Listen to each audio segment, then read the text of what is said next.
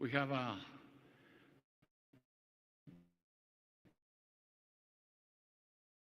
the honor to have Margarita.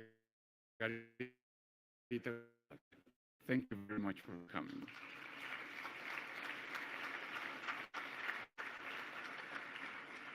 As well, of course, our Secretary of Economy, Marcelo Ebrard.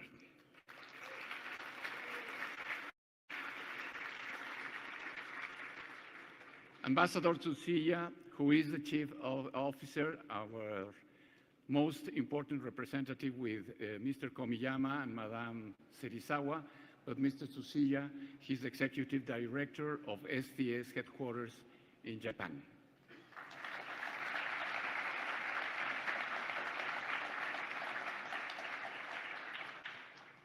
One of our prestigious speakers, Bill Wicks from Microsoft, who is going to say, he's going to share the information of the statement of this summit in a few minutes. Thank you, Bill, to accept.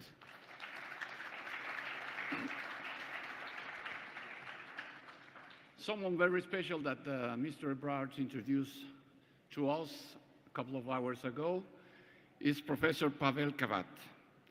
As Mr. Ebrard says, he is the Secretary General of the International Human Frontiers Science Program Organization. So we have the pleasure and the honor to ask him to give a message before the statement and the final closing ceremony. So Professor Kavat, you have the floor, please.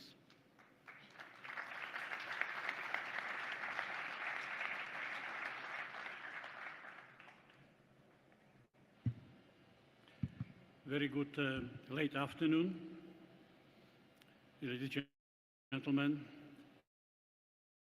Minister, Governor. My name is Pavel Kavat, and I would like to say a few words. On behalf of many organizations, I am very honored.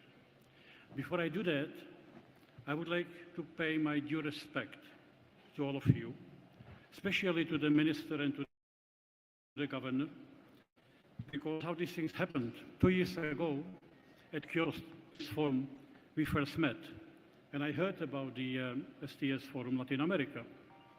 I heard about the plans. I am a member of the Board of Directors of STS Forum. I'm also a member of the Council.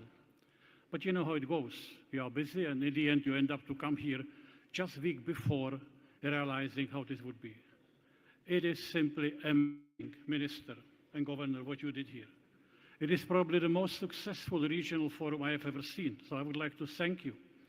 Thank you for giving opportunity to all of us, mainly to this fascinating community of the young scientists and innovators in Mexico. Thank you so much.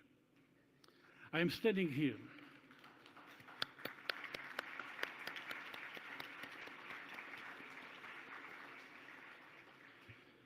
I'm standing here today to represent not only the STS Forum as a member of the Board of Directors, but also a very unique international organization called International Human Frontier Science Program Organization.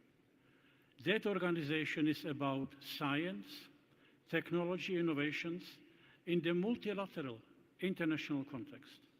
It was founded in 1987 by the G7 nations, at that time the most industrialized nation of the world, and the European Commission. It was founded based on the Japanese proposal. The G7 countries, late Prime Minister Nakasone, introduced the idea to have an organization which will be looking for the best science across the world, without borders, frontier science, for the benefit of humankind, not for Japan, not for the United States, humankind. I heard today here many of you speaking about the Mexican spirit, about talking about we are doing this not only for us, for the humankind, so there is a connection. That organization has a unique date to look for what we call discovery high-risk science. Science which has no promise, which is high risk, where no proposal is written promising I will cure Alzheimer and I will develop energy sustainability when you give me money. It's based on complete bottom-up creativity of the scientists across the world. Science which nobody of you will fund because there is no promise on the results. Let me tell you that in 35 years, we were supported best across the world. We have 38 Nobel Prizes which were given to the primary idea coming from these projects. Number of innovations, patents, startups, scale-ups coming from the project supported for a crazy scientific thinking is actually 3 times more than from the mainstream funding. So my first pledge today will be for discovery science. Let me give you an example, just one example of many. There was a project which came to us from United States, United Kingdom, and Singapore, and Switzerland, from the scientists, one mathematician, one sociologist, one biologist, and one was engineer. As they wanted a lot of money from us to study how gecko, you know, this little lizard, sticks to the ceiling. Well, nobody would fund such a project because there was no idea what to do with it. We have supported that project, and that project coming from the curiosity how gecko sticks to the ceiling resulted in a new material which is now being used as adhesion in the aircraft industry. Multi-billion business, Airbus and Boeing, based on this crazy area of science which had no promise. And there are many other examples. My plea is here, we need independent thinking next to the all programmatic scientists.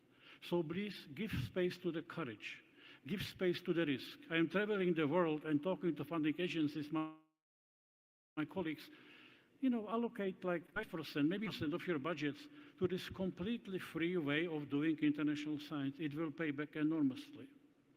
We need to get back trust as well. These people who are getting our funding, they are not obliged to give any financial reports. They are not obliged to give any number of publications.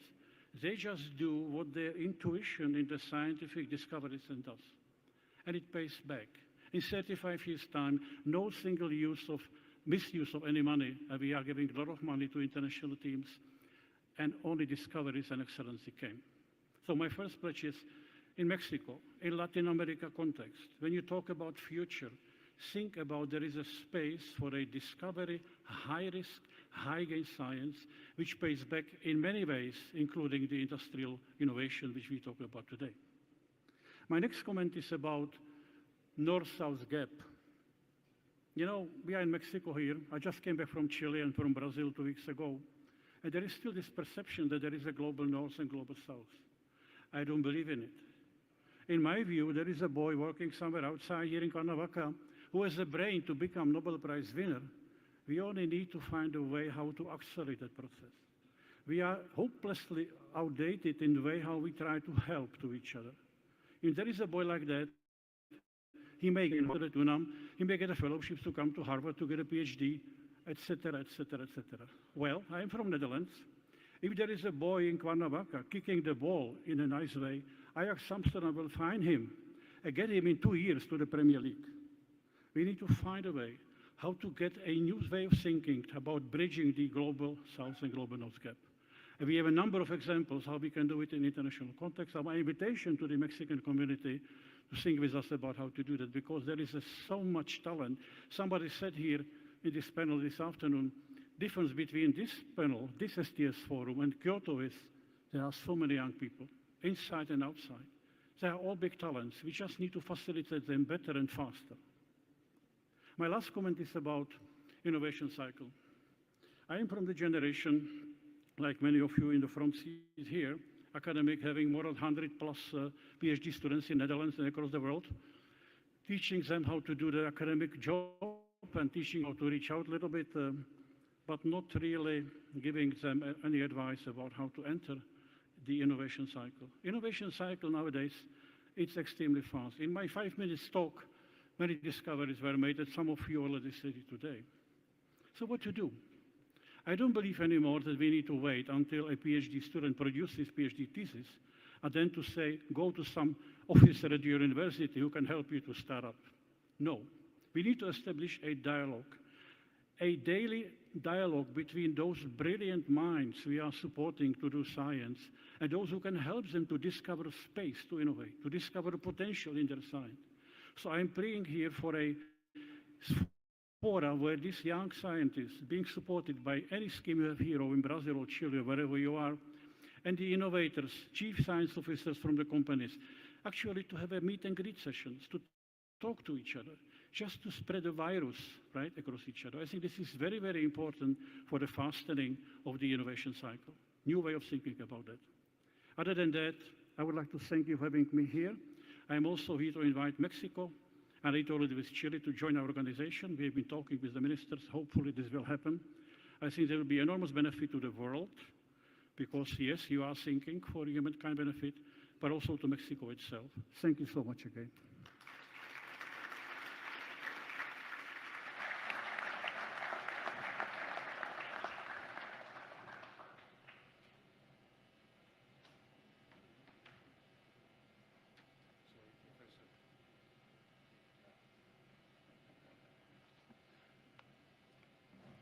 Thank you. Thank you, Professor Kabab. We are in a position to say welcome again to Madam Secretary Rosaura Ruiz. Thank you for coming.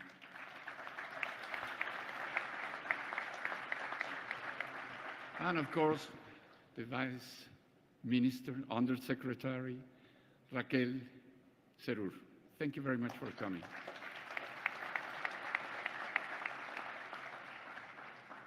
We would like to ask to Ambassador Sadayuki Tsuchiya, Executive Director of STS Forum, to say some words. Please come to the podium.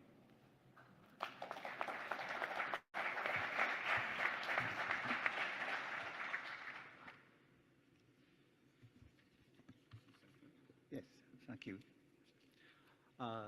Distinguished guests, I'm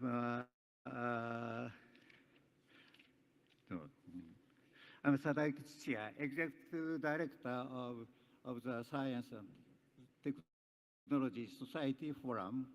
On behalf of STS Forum, I express our sincere gratitude for your presence in the STS Forum, Latin America and Caribbean Regional High-Level Meeting held in Cuernavaca. So today, we are discussing on achieving economic growth with creation of new value and on solving social challenges through that introduction of innovation. So a matter of great importance has been discussed, and I have the utmost respect for this discussion.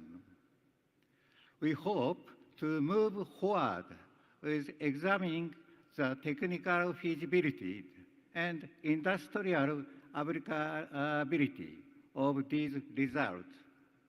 Furthermore, the STS Forum is also pleased to contribute materializing the vision when necessary.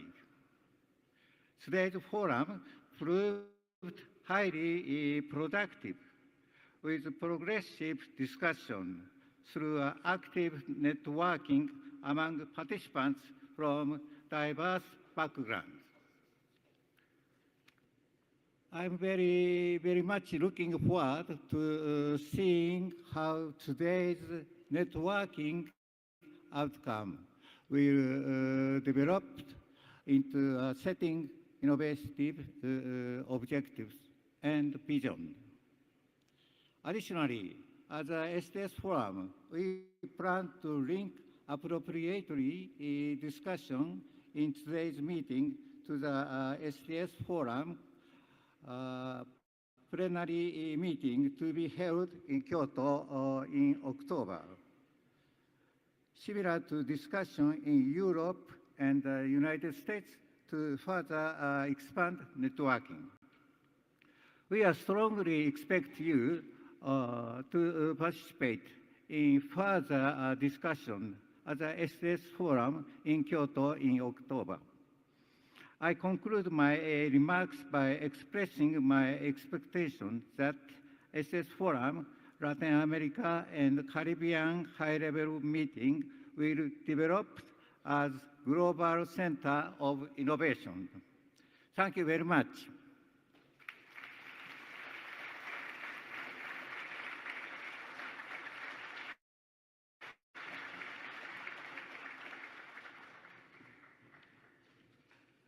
Thank you, Ambassador. We are almost finishing, and we would like to ask to Bill Weeks to say the arguments for the final statement, and he's going to make some consideration related with that. Please, Bill. Good evening. I'm Bill Weeks. I am a researcher. I am a physician economist who works at Microsoft, and I run the AI for Health program within the AI for Good lab. And so I'm going to read the strategic statement, which is the thematic element of the STS Forum Latin America and the Caribbean 2025. This statement provides a detailed summary of the core discussions and strategic conclusions drawn from the main plenary sessions of the STS Forum Latin America and the Caribbean 2025. The focus remains on establishing a science and technology agenda that drives regional transformation, resilience, and sustainable growth across Latin America. So the opening plenary session, now there are kind of summaries of the different plenary sessions. The opening plenary session was entitled New Ideas for a New Era, Driving Innovation and Overcoming Obstacles in the Latin America and Caribbean region. This foundational session outlined the imperative for science, technology, and innovation to serve the chief mechanism for addressing structural challenges and seizing development opportunities across Latin America. Innovation is a regional priority. Confirm that senior leaders need to confirm that science, technology, and innovation must be strategically aligned with public policy to unlock the socioeconomic benefits. There are 5 critical vectors. The session formally identified and validated the 5 thematic areas: water, electromobility, medicine and genomics, space and aeronautics, and startups/unicorns. These are the primary regional innovation vectors demanding high-level cross-sectoral collaboration. And then third was overcoming roadblocks. The discussions here focused on sharing candid insights into the current institutional, financial, and regulatory roadblocks specific to the region that hinder rapid innovation adoption. The plenary session number 1, then that followed that, was Water at the Crossroads for People, Agriculture, and Energy. And this forum emphasized water management as an immediate and acute challenge for Latin American stability, driven by climate volatility and rapid demographic and industrial expansion. Here, the areas that were focused on were integrated resource management, with the core conclusion being a need for urgency for planning across water, energy, agriculture nexus. The need for resilient technologies, where discussions underscored the need for regional adoption of advanced technologies for efficient distribution and treatment of water, reducing losses and increasing water quality in urban and rural areas. Also, agricultural resilience, where the idea is to implement innovations to maintain food, to develop hydroelectric policies, balancing hydroelectric power generation with sustainability goals. The third effort here was plenary session number 2, Powering Progress, Smart Mobility in Latin American Cities. This session addressed the profound impact of the shift to electric mobility on the dense urban centers of Latin America, framing it as a socio-technical transition. There need to be equitable urban transitions, with the critical challenge being ensuring that the transition is equitable, benefiting both low-income populations and not just private vehicle owners. And also the strategic needs, where the dialogue highlighted the need for adaptive infrastructure, wherein developing integrated charging networks and smart grid technology would be critical. Policy leadership, where implementing strong policy mandates and regulatory frameworks to accelerate the adoption of electric public transportation. And then finally, urban planning reform, where incorporating zero-emission mobility into wider sustainable urban planning models should be implemented. There was then plenary session number 3, Revolutionizing Medicine, Biotech, and Genomics. Here, this forum focused on leveraging global advances in biotechnology and genomics to transform healthcare in Latin America, particularly in tackling endemic diseases and regional health disparities. Here, the efforts were focused on accelerating precision medicine, where the session advocated targeted investment in genomic research to enable personal specific solutions as well as local drug development, wherein building regional capacity to accelerate the discovery and manufacturing of pharmaceuticals and biopharmaceuticals was emphasized. There also was the topic of preventive healthcare was touched on, where discussions stressed the role of genomics in early disease prevention and management and improving public health outcomes across the continent by doing that. Then there was plenary session number 4, Aerospace Innovation and Advancing Aerospace Frontiers. This session addressed the necessity for Latin America to develop high-impact industrial capabilities, with the aerospace sector serving as a key high-skill job creation technological spillover. Desire to have regional capability building, where the emphasis was on fostering greater collaboration between national space agencies, universities, and private manufacturers in order to develop and integrate satellite technologies for regional data collection and communication, to advance research in propulsion systems and next-generation aircraft components, and to establish industrial leadership within specific niches of the global value chain. Finally, we had plenary session number 5, where entitled Developing Entrepreneurship for the Future. This plenary session you just saw underscored the indispensable role of the private sector and risk capital in translating scientific ideas into economic growth, doing so by nurturing deep tech ventures, where leaders stress the need for tailored investment models and regulatory environments that specifically support high growth, deep tech startups, particularly in biotechnology, artificial intelligence, and aerospace, as the emphasis on scaling and governance. The discussion here centered on sharing vital lessons in rapid scaling, corporate governance, and leadership that is required to transform regional startups into global unicorns and build the next generation of transformative companies. I can say for my role and from Microsoft, it's been a great honor being here with you all. I've been incredibly impressed, and I can't believe I'm on a stage with these eminent people. I do not belong here. I am, there's a thing, does belong from Sesame Street. I am that thing, I think, here. I was really struck, though, in these last few sessions that Juan said that, you know, if you can find a pain point and address it, you will become successful. And then Angel said, do good, do what you love. And so you can do both of those things, obviously. And then Adam kind of highlighted the importance of failure. I am so good at failure. If I could wallpaper this entire room with all the rejection notices I've gotten from many articles, right? But you learn. Failure is the only way that you learn, right? Our first step never followed by a fall, but we learn to walk better. We learn to run. We learn to challenge gravity and go into space and do all sorts of cool things. So I would just invite folks to embrace the concept of research as progressive failure that leads to tremendous success. And again, here I've seen, and I've had this privilege to work with Luis Herrera at Tec de Monterrey and some other folks at Tec de Monterrey. There's tremendous potential in this room, as already has been noted. And it's just a real honor to be in front of you guys and to watch this development.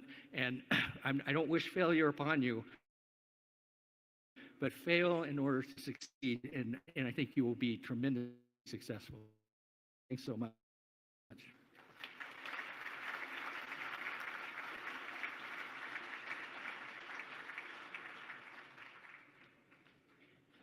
Thank you very much, Bill.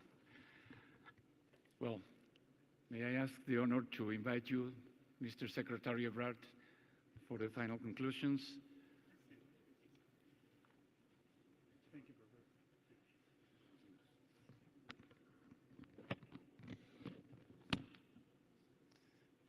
Buenas noches, good evening. So I'm going to make few remarks, don't worry. I know you are tired. Several hours working and thinking. Lo voy a hacer también en español para quienes están y nos hacen favor de escucharnos por esta vía. Hemos tenido 6 horas, 7 horas, 8 horas intensas de aprender muchísimo. Quizá no habíamos aprendido tanto y también no habíamos pensado tanto en tan poco tiempo sobre problemas tan complejos. Así que estamos extraordinariamente contentos, felices de lo que ha ocurrido. Creo que ha sido un gran éxito. Levante la mano quien piensa que fue un gran éxito el STS Forum. ¿Quién cree que no?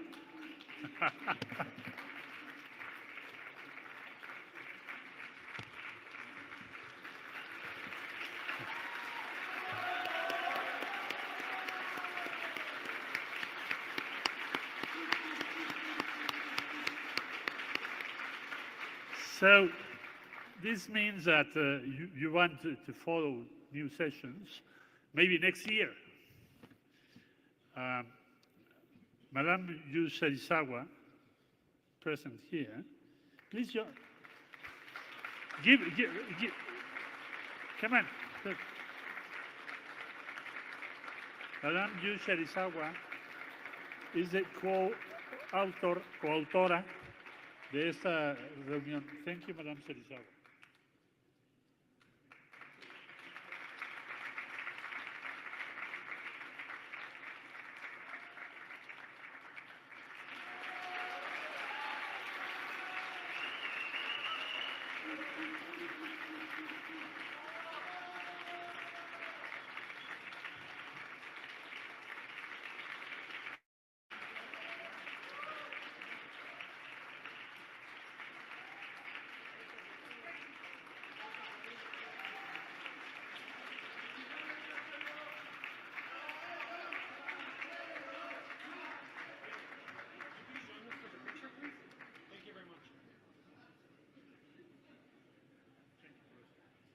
Okay, just say it has been a tremendous success.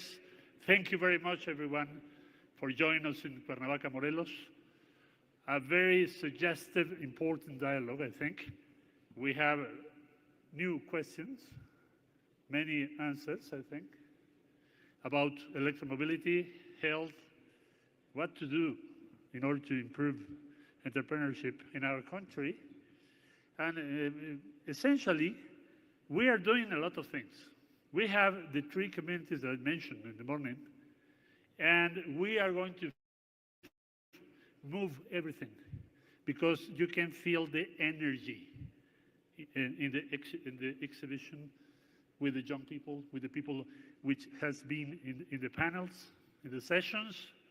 So there are a lot of things to do, positively. And Madame Serizawa and the authorities of STS Forum have shared with us that we are going to host in 2026 STS Forum again, fortunately, here in Cuernavaca, Morelos.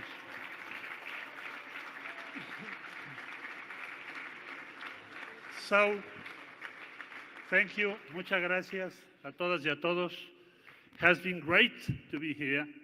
See you next year, fortunately, hopefully. Thank you very much.